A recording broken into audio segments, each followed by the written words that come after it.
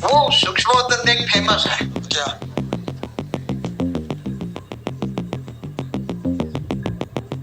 जल और मिट्टी है ना, वो कभी डायरेक्ट परिवर्तन नहीं होते।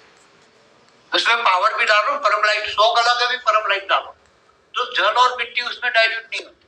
धूल को जलाने के लिए अग्नि चाहिए, काल अग्नि चाहिए। महाकाल का मतलब पूरा मल्टीवर्स तक महाकाल। परम शांति के वाइब्रेशन भी धीरे धीरे वाइब्रेशन के अंदर परम तत्व जाते हैं ना, परम शांति के वाइब्रेशन, तो प्रकृति के पांचों तत्व भी धीरे धीरे शांत हो जाएंगे।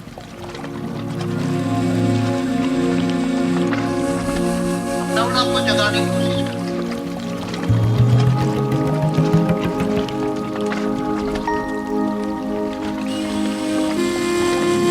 और सब परम शांति है, वाइब्रेशन से चेंज हो। हम तो यही चाहते हैं, हम विनाश नहीं चाहते। अगर नहीं जगे तो फूटेंगे।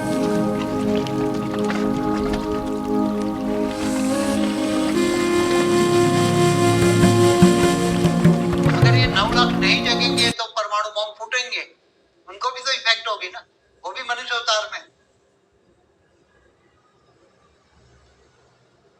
तो बापूजी पार्ट 2 में आप इसी क्वेश्चन में आप आगे क्या बताना चाहते हैं कि आगे क्या होने वाला है उन आत्माओं के साथ? देखो, वो आत्माओं की जो गति सदगति, जो वो आत्माएं धरती पर जितनी भी, चाहे साकारी है चाहे आकारी है, पूरे सूक्ष्मोत्तर में भी है आत्माएं, तो उन आत्माओं की गति सदगति कैसे हो? आत्माएं जो कमजोर आत्माएं हैं, वो कमजोर आत्माएं तो मुक्त हो जाएगी, और जो पावरफुल आत्माएं हैं उनको कोई छेड़ नहीं पाएगा। जो बेहद की कला की पावर की आत्मा है वही ज्यादातर बचेगी, और वो फिर धीरे धीरे वो बेहद की कला की आत्मा है, आत्मा निराकारी, साकारी से आकारी बन के निराकारी बन के अपने अपने विमानों में, ऊपर जो विमान है बेहद की कला का विमान है, उसमें जाके बैठ जाएंगे। फिर वो धीरे धीरे जो बेहद की 9 लाख की आत्माओं की हमेशा हम बात करते हैं, तो 9 लाख बेहद की कला की आत्माएं वो विमान में बैठकर अपने अपने बेहद की कला के परमधाम में चले जाएंगे। ऐसी तरह अनेक जो पावरफुल आत्मा है, जो कम से कम 50 कला, 100 कला, 200 कला की आत्मा है, उनके भी ऊपर लेने वाले आत्माएं आए हैं दूसरे ग्रेट मल्टीवर्स से, या 200 कला से 500 कला के उनके रचयिता भी आए हैं, 1000 कला के भी आए, 101 कला, 101 पेढ़ी माना 10,100 कला वाले भी यहाँ आए हैं लेने के लिए। तो ऐसी पावरफुल आत्माएं वो अपने अपने विमान में जाकर, हमने 3D to 5D की वीडियो में बताया ना, तो ये सभी आत्माएं अपनी अपनी अलग अलग कैटेगरी की आत्माएं अपने अपने रचयिता के विमान में जाके बैठे। और जो कमजोर आत्मा है, बहुत कमजोर आत्मा है एकदम, तो वो तो आत्माएं वायुमंडल भी मुक्त हो जाएगी, और जो अलग अलग कैटेगरी की आत्माओं को लोग अपने अंदर एब्सॉर्ब भी करेंगे, संभालेंगे अपने अंदर। तो ये होने वाला है ना महाकाल प्रलय में, ये वैरायटी होने वाली। एक तो पांचों तत्व इम्बैलेंस है, तो पांचों तत्व देख रहे हैं क्या हाल है। पांचों तत्व में माना, ये जो धरती है, धरती के अंदर भी ऐसी हालत होगी कि धरती के अंदर से जो लावा है ना, वो लावा बाहर निकलेगा, जल प्रलय पहले आएगा, गर्मी बढ़ जाएगी, जल प्रलय होगा, फिर ये जल भी हो जाएगा। तो ये हाइड्रोजन होगा ना, तो हाइड्रोजन कितना बढ़ेगा, जल निकलेगा तो हाइड्रोजन कितना बढ़ेगा। तो ये जो पहले मैंने बोला हुआ है, मगर इससे जो नहीं बताया कि स्पेशल कैटेगरी का कलयुग जो बात हम कर रहे हैं ना, तो ऐसा कभी कलयुग, कोई भी कलयुग के अवतार कितने कलयुग हुए होंगे इसके गिनती नहीं कर सकते, उसमें ऐसा कभी हुआ ही नहीं है कि इतने कभी बाहर से आए नहीं है, इतनी पॉपुलेशन हुई नहीं है। तो ये सबसे बड़ी बात है कि इस बार जो कलयुग है वो कलयुग स्पेशल कैटेगरी का क्यों है, क्योंकि यहाँ केवल यहाँ से, इस प्रकार से, यहाँ ब्रह्मांड से, यहाँ से, इस धरती से ब्रह्मांड, महाब्रह्मांड, गैलेक्सी, यूनिवर्स, मल्टीवर्स यहाँ से उतरती है। पूरा मल्टीवर्स कभी कोई कलयुग वाली धरती से बदला हुआ है? पूरा मल्टीवर्स मतलब 100 कला का ब्रह्मांड कभी कोई धरती से बना है, तो यहाँ से मल्टीवर्स कितने समय से चल रहा है? आप देखो समय का तो मैंने बताया हुआ ना, आप गिनती कर सकते हो ब्रह्मांड का, तो 100 साल का गिनती कर सकते हो। ब्रह्मा का पहला परार्थ और दूसरा परार्थ तो चलो करीबन 400 करोड़ साल हो गए समझो। ब्रह्मांड के पहले परार्थ का तो कितना हुआ? ब्रह्मा का एक साल 31 खरब 10 अरब 40 करोड़ साल होता है ना, तो ब्रह्मांड के पहले परत का 1555 खरब साल हो गए पहले परत का। दूसरा परत का 198 करोड़ साल। तो केवल एक ब्रह्मांड तो एक राई का दाना है, कुछ भी नहीं है ना, 100 की नौक बराबर है एक ब्रह्मांड। जैसे महाब्रह्मांड का महाशिव की एक पल बराबर ब्रह्मा का होता। तो कितना समय होगा ये मल्टीवर्स बने हुए? मल्टीवर्स पहले 2 बार वाइंड अप कर चुका है। मल्टीवर्स का मालिक पहले 2 बार वाइंड अप कर चुका है, तीसरी बार उसने बनाया मल्टीवर्स। जैसे हमारा यूनिवर्स भी 17 बार वाइंड अप हो चुका है, 18वां बना है हमारा यूनिवर्स भी। तो इसी तरह मल्टीवर्स का समय निकालना यहाँ कोई कंप्यूटर भी गिनती नहीं कर पाए। समय, धरती का समय और मल्टीवर्स का समय बहुत असंभव बात है, गिनती नहीं कर पाए इतना समय हुआ। अच्छा ये बताइए कि अभी 14 लोक में क्या हो रहा है इस स्पेशल कैटेगरी के कलयुग में? अभी 14 लोक में क्या हो रहा है? जो 14 लोक में जो हो रहा है कि जैसे धरती पर जो हो रहा है वो तो दिख रहा है। अब धरती को चलाने वाले सूक्ष्म में काम कर रहे हैं ना, सूक्ष्म वतन वाले स्थूल वतन को चला रहे हैं ना, तो सूक्ष्म में वो एकदम नजदीक है, जो 100 किलोमीटर 500 किलोमीटर 1000 किलोमीटर वो धरती को चला रहा है। जो हो रहा है वो सूक्ष्म वतन वाले चला रहे हैं। कुछ साइलेंस आत्माएं हैं जो नॉन एक्टिव है, धरती पर एक्टिव नहीं है। वो भूलोक से दूसरा जो पूर्वलोक है, जिसमें हम कहते हैं गांधर किन्नर यक्ष देवता रहते हैं, देवलोक है उससे ऊपर। तो वहां तो दूर दूर से आए हुए अपने अपने यूएफओ लेकर एलियंस खड़े हो गए, चाहे स्वर्ग लोक हो, महालोक हो, जनलोक हो, तपलोक हो, किलोमीटर पूरा ये एलियन के यूएफओ से बराबर है। हमारा ब्रह्मांड कितना 194 किलोमीटर का डायमीटर, और उससे निराकारी 0.6 प्रकाश वर्ष उसका चारों ओर, आकारी के ऊपर चारों ओर निराकारी ब्रह्मांड भी निराकारी आत्माओं से बराबर। और बहुत हाई क्वालिटी आत्माएं आई हुई है, हर हाई क्वालिटी आत्मा निराकारी में बनी। और हमारा केवल एक ब्रह्मांड की बात नहीं करते, ब्रह्मांड का हमारा जो महाब्रह्मांड है ना, उसका भी चारों ओर स्पेस में, महाब्रह्मांड के स्पेस में भी बहुत दूर दूर से यूएफओ लेकर वहां खड़े हैं। महाब्रह्मांड भी काफी बराबर, दूर दूर से आई हुई यूएफओ। महाब्रह्मांड मतलब पूरी गैलेक्सी लगभग बड़ी पड़ी, क्योंकि यहाँ दूर दूर से आए, बहुत दूर दूर से गैलेक्सी भी बड़ी पड़ी। तो अभी तो क्या करेंगे? आ तो गए, देखने आए, स्पेशल कलयुग हो रहा है तो देखकर सभी की नजर यहाँ है, मगर कोई समझ नहीं पा रहे हैं कैसे समझे। धरती पर जो गुप्त वेश में जो कार्य हो रहा है, धरती पर स्पेशल कलयुग में जो गुप्त वेश में काम हो रहा है, महाकाल प्रलय का होने वाला है, क्या होने वाला किसे, वो देखने आए, वो सब खेल देखने आए कि ऐसा तो इन लोगों ने कभी देखा नहीं है दूर दूर से। जो धरती पर ये धरती लोग या गैलेक्सी की वायुमंडल इन लोगों ने कभी देखा ही नहीं। इतनी गिरती कला का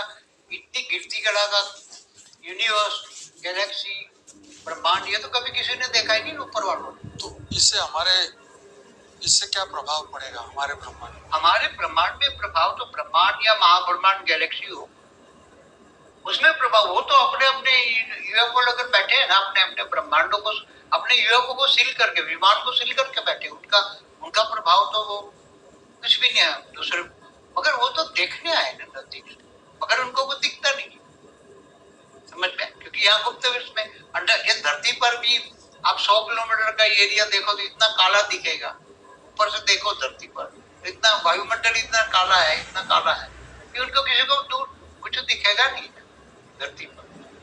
तो बहुत दूर दूर से आत्मा आई है, इसलिए स्पेशल कैटेगरी